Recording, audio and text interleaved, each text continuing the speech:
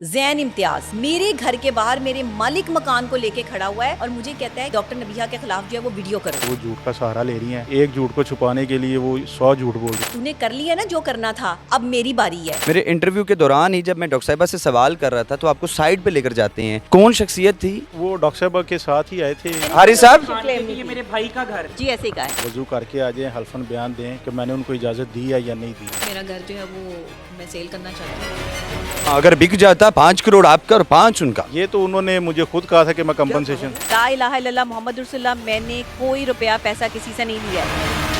पैसे पकड़े मेरे से हारिस ने, साथ ही मैडम बैठी हुई थी। मैंने किया क्या है जो मेरे साथ इस तरह का जो है वो आप सलूक कर रहे हैं। बाद में ये क्लेम किया जाता है कि मैं पैसे लेकर इंटरव्यूज कर रहा हूँ, जो कि मैं उनके खिलाफ इंटरव्यू कर रहा हूँ। मुझे ये बताएं कि मुझे कितने पैसे दिए आप? जी मैंने आपको कोई पैसा नहीं दिया।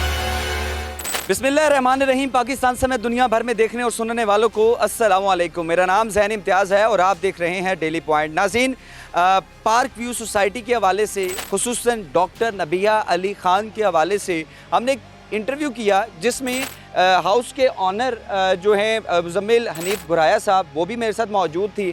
और उसके अलावा साथ ही साथ कुछ ही देर के बाद जो है, चंद मिनट्स के बाद डॉक्टर नबिहा अली ख़ान भी मेरे इंटरव्यू में आ जाती हैं, जिसके बाद इंटरव्यू होता है और उसके बाद वायरल हो जाता है।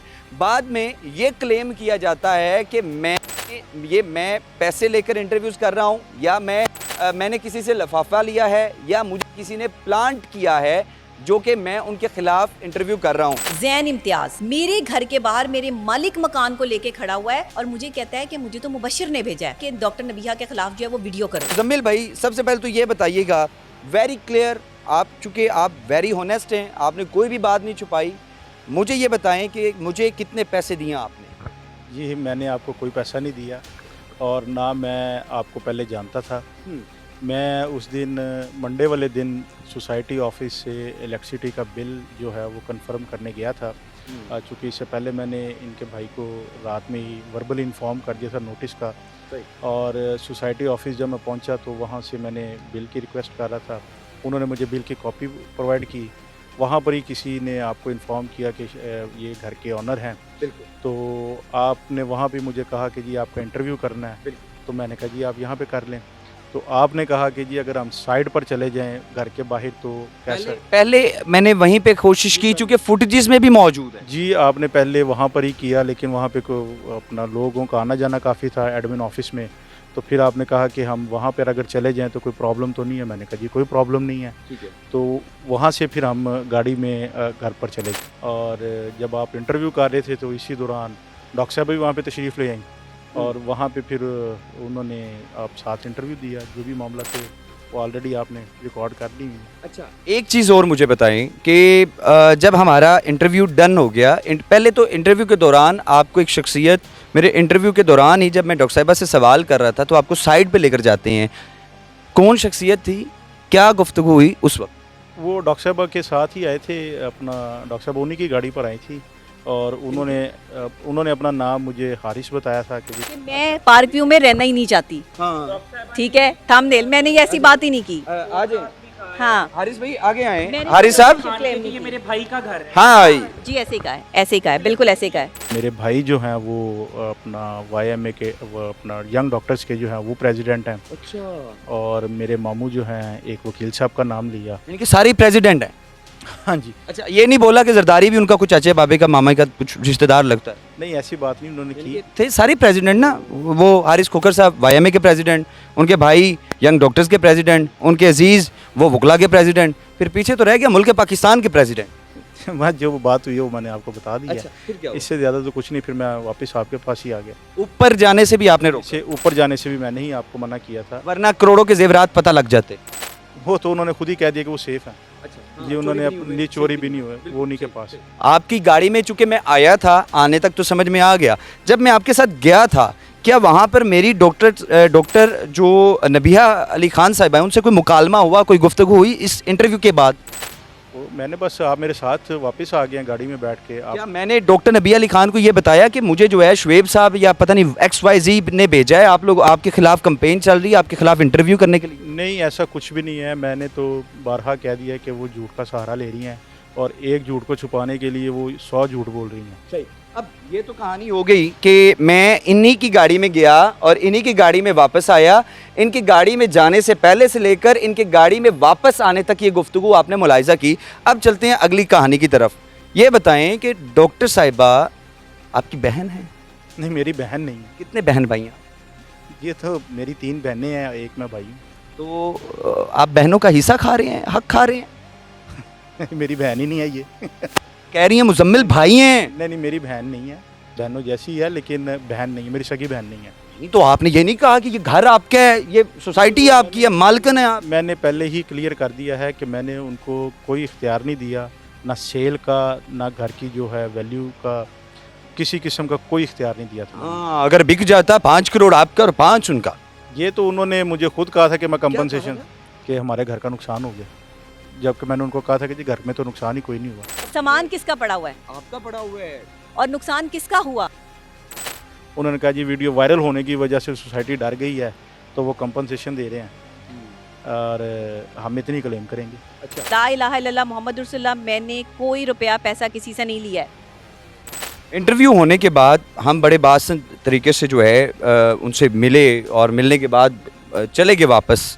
उसके बाद आपको क्या बातें की गई, क्योंकि आपकी भी कॉल्स आ रही थी उस वक्त तक मेरे पास आपका नंबर नहीं था? जी उनका मुझे फ़ोन आया था कि जी अभी ये जो इंटरव्यू दिया है इसको आप जो है वो ना करें, अपना उनको मना कर दें। तो चूँकि मेरे पास आपका नंबर ही नहीं था, ये तो मुझे बाद में वो डॉक्टर साहब ने ही वो किया, अपना व्हाट्सएप किया आपका नंबर। यानी कि इंटरव्यू रुकवाने के लिए डॉक्टर नबी अली खान साहिबा ने ही आपको नंबर दिया मेरा कि जैन साहब से रब्ता करें और ये इंटरव्यू डिलीट करवाएं। जी उन्होंने यही कहा था कि अभी उनको रोक दें। दैट्स मीन्स आपका और मेरा कोई राबता नहीं था, पहले से नहीं था।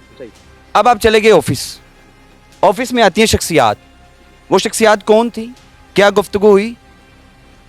मेरे पास तो काफ़ी लोग आए, नहीं, उसी रात जब इंटरव्यू हुआ उसके बाद बस वो आके उन्होंने यही बात कौन की। मेरे पास डॉक्टर नबीहा आई हैं और हारिस साहब आए हैं। अच्छा, क्या गुफ्तगू हुई? वो इसी हवाले से कि जी हमने तो पहले ही कह दिया कि आप मालिक हैं, हम किराएदार हैं, हम वहाँ पे अब रहना भी नहीं चाहते हैं। और आपने उन्होंने आपको नोटिस दे दिया? उन्होंने तो खुद ही उस पर बैठ कर कह दिया ना मंसूर साहब के प्रोग्राम में कि जी हम तो यहाँ पे रहने नहीं चाहते, हम तो चले जाएंगे। और वैसे मैंने नोटिस उन्होंने दिया? नहीं, एग्रीमेंट तो उनके भाई के नाम पे है ना, तो भाई को मैंने इन्फॉर्म कर दिया था कि जी आप इसको खाली कर दें और रिटर्न नोटिस भी दे दिया उनको। अच्छा मुजम्मिल साहब, ये बताइएगा कि फिर कोई गुफ्तगू भी हुई आपकी माजरत के बाद?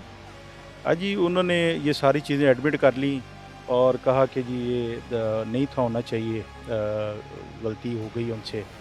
और उसके बाद उनके भाई ने भी जो है माजरत की है।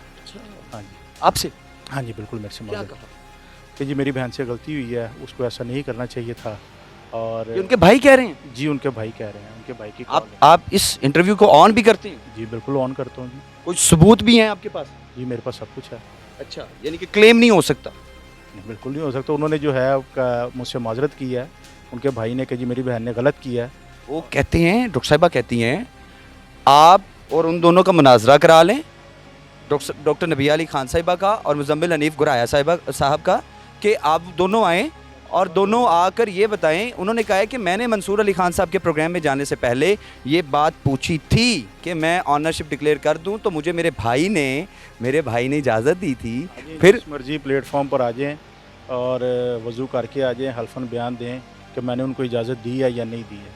और मेरे प्रोग्राम में ही आ जाए। मैंने उनको घर के बेचने के कोई इजाज़त नहीं दी और ना मैंने उनको कहा है कि मेरे घर की जो है आप इवैल्यूएशन करें। शुक्रिया जी। नाज़रीन, मेरे साथ इस वक्त मुजम्मिल हनीफ गुराया साहब मौजूद थे। सारी कहानी बताई, इनसे मुलाकात से इनके घर तक का सफ़र, और इनके घर से जब वापस आ रहे थे, जो कि डॉक्टर नबी अली खान साहिबा की जानिब से एक क्लेम किया गया है कि आपने वहाँ पर पैसे लिए, आप इनकी गाड़ी में बैठ कर आए और इन्हीं की गाड़ी में बैठ के वापस चले गए। दूसरी चीज़, और उसके बाद जो है उन्होंने एक बहुत बड़ा क्लेम किया था कि शायद आप इनको प्लांट करके लेकर आए हैं, और उसके बाद मेरा ही नंबर मुजम्मिल गुराया साहब को दिया जाता है और कहा जाता है कि ये इंटरव्यू रुकवा दिया जाए।